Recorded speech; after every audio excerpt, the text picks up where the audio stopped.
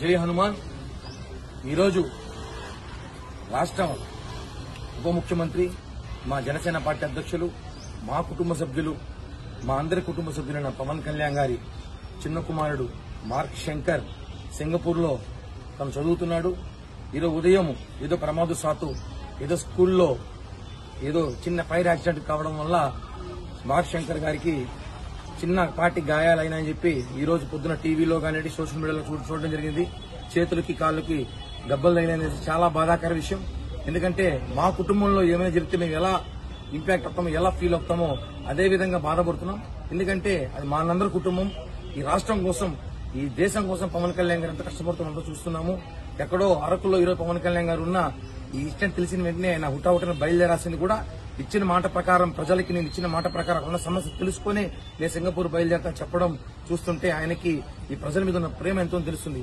కుటుంబం కన్నా ఆయన ప్రజలే ఎక్కువ అని చెప్పి మరొకసారి పవన్ కళ్యాణ్ రుజువు చేశారు. కానీ మాకందరికి కూడా మెగా కుటుంబం చాలా చాలా ఇష్టం. మెగా కుటుంబం మాకందరికి కూడా మొదట ప్రాధాన్యత ఇస్తాం. కాబట్టి ఆయన త్వరగా కోలుకోవాలని చెప్పి ఈ రోజు మంగళవారం నాడు ఆంజనేయ స్వామి గుడిని ప్రత్యేక పూజలు చేసి ఏదైతే మెగా కుటుంబానికి ఇంటి దేవుడు, అదేవిధంగా వాళ్ళకి ఎల్లప్పుడూ అన్ని విధాలుగా ఆదుకుంటున్న శ్రీ ఆంజనేయ స్వామి ఆశీస్సులు ఇప్పుడు ఉండాలని చెప్పి మార్క్ శంకర్ త్వరగా కోలుకొని పవన్ కళ్యాణ్ గారు అక్కడికి వెళ్లి చూసి త్వరగా రాష్ట్రానికి తిరిగి వచ్చి ఈ రాష్ట్రంలో ప్రజల సమస్యలన్నీ కూడా పవన్ కళ్యాణ్ గారు ఒకటే ఈ రాష్ట్రానికి కావాల్సిన నాయకుడు.